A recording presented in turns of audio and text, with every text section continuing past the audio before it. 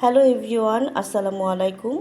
আজকে কুইকলি গরুর মাংস বাটা-বাটি ছাড়া, কোনো প্রকার ঝামেলা ছাড়া আমাকে একজন রিকমেন্ড করেছিল যে আপু আমাকে এভাবে গরুর মাংস একটু হাত মাখা করে দেখানোর জন্য।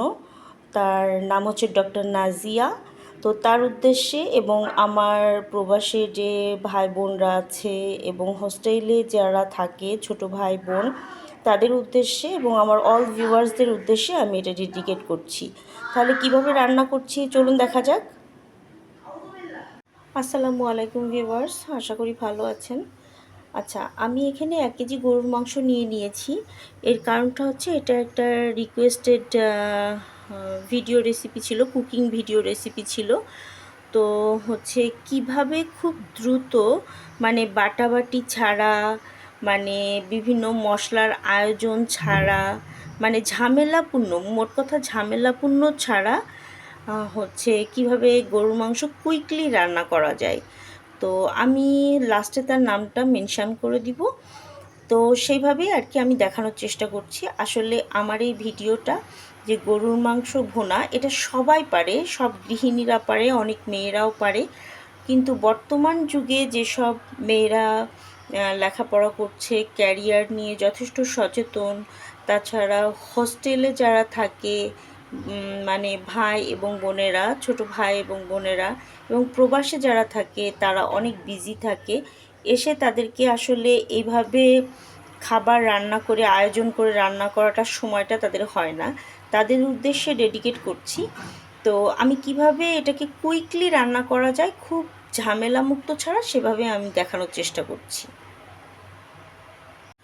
আচ্ছা, যেহেতু হচ্ছে বাটাবাটির ঝামেলাতে যাওয়ার কোনো অপশানই আপনাদের নাই, মানে যারা আমাকে রিকোয়েস্ট করেছেন যে গরুর মাংস ভুনাটা কিভাবে করতে হবে, বাটাবাটি করতে চান না, সেক্ষেত্রে আপনি কী করবেন, পেঁয়াজটা দিয়ে দিবেন ঠিক এইভাবে।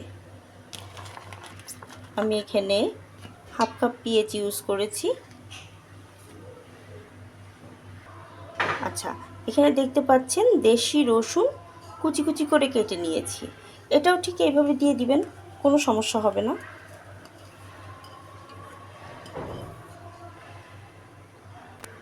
আচ্ছা, এবার আদার ব্যাপারটা বলি। এখানে আমি একটু ছেঁচা আদা দিয়ে দিচ্ছি, মানে হামানদিস্তাতে ছেঁচে আদাটা দিয়ে দিচ্ছি। হ্যাঁ, এই আর কি, আদাটা একটু ছেঁচে হামানদিস্তাতে দিয়ে দিয়েছি। আচ্ছা, আপনারা সবাই জানেন যে এখন বাজারে প্রচুর পরিমাণে খুব ভালো ভালো ব্র্যান্ডের গুঁড়া মশলা পাওয়া যায়। সেজন্য আমি আপনাদের জন্য ছোট্ট একটা প্যাকেট কিনে নিয়ে আসছি গরম মশলার গুঁড়া, এটা এখন দিয়ে দিচ্ছি। হ্যাঁ, আর দিয়ে দিচ্ছি জিরা গুঁড়া আর ধনিয়া গুঁড়া। এটা ওইটা কিনা, আমি ছোট ছোট প্যাকেটটা কিনে নিয়ে আসছি এই ভিডিওটা করার জন্য। একটু দিয়ে দিচ্ছি একটু মরিচের গুঁড়া আর একটু হলুদের গুঁড়া। এগুলোও কিনতে পাওয়া যায়।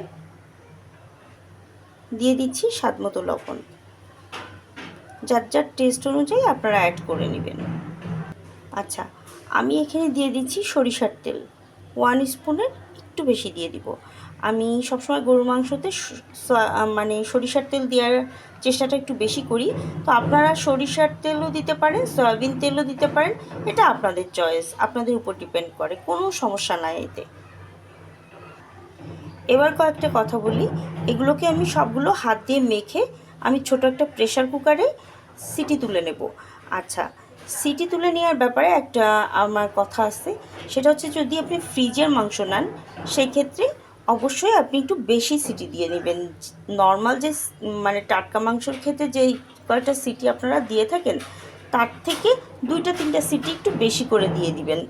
আর যদি টাটকা মাংস নেন, আপনি নর্মালভাবে সিটি দিয়ে নেবেন। নর্মালভাবে বলতে কয়টা সিটি, সেটা 4টা থেকে 5টা গরুর মাংসের ক্ষেত্রে। আর যদি ফ্রিজের মাংস হয় 6টা থেকে 7টা, এরকম আর কি, এরকম ম্যানেজ করে নেবেন আপনারা। এটা এখন আমি মাখায় প্রেশার কুকারে তুলে দিচ্ছি। তারপরে এটা আমার যেহেতু ফ্রিজের মাংস, আমি অবশ্যই 6টা থেকে 7টা সিটি দিয়ে নিয়ে আপনাদেরকে আমি দেখাবো যে গোশটা কিভাবে ভুনা হয়ে গেল। আচ্ছা, আর একটা জিনিস আপনাদেরকে দেখানো বাকি ছিল, সেটা হচ্ছে এই যে আমি 1 কেজি মাংস নিয়েছি এখানে, তাই না? তো আমি পানি কীরকম দিব, নতুনদের ক্ষেত্রে এটা চিন্তা হতে পারে যে পানি কীরকম দিব, প্রেশার কুকারে দিব তো পানি কীরকম দিব। আচ্ছা, 1 কেজি মাংসের জন্য আপনি 1 কাপ পানি দিলেই যথেষ্ট। একটু বড় কাপের, যে আমরা ছোট যে চা খাই সেই কাপের না, 1 কাপ পানি, যে গ্লাসে পানি খাই 1 কাপ পানি দিলেই যথেষ্ট। আর এই গোশ থেকে পানি যথেষ্ট পরিমাণে রিলিজ হবে। হ্যাঁ, তো এটা কোনো ব্যাপার না, আপনি এটা করে নিতে পারবেন। তাহলে আমি এখন এটা প্রেশার কুকারে বসা দিচ্ছি, তারপর এটা রান্না হয়ে গেলে আমি আপনাদেরকে দেখাচ্ছি। আর আমি এতে 1 কাপই পানি দিব। দেখতেই পাচ্ছেন ভিউয়ার্স, আমার অলরেডি গরুর মাংসটা ভোনা হয়ে গেছে। আর এই যে আস্তে আস্তে কুচি কুচি রসুনগুলা, এগুলোও খেতে গেলে দাঁতের নিচে পড়লে আপনাদের অনেক ভালো লাগবে। তো আপনারা এইভাবে ট্রাই করতে পারেন আসছে কুরবানির ঈদে, কিংবা যখন আপনারা হস্টেলে থাকবেন, কিংবা নতুন গৃহিণী যারা আছেন, প্রবাসে যারা আছেন, তাদের অবশ্যই এটা খেতে খুব ভালো লাগবে আশা করছি। তো আমি টেস্ট করে দেখেছি, আলহামদুলিল্লাহ অনেক ভালো হয়েছে। সবাই ভালো থাকবেন, সুস্থ থাকবেন। আসসালামু আলাইকুম।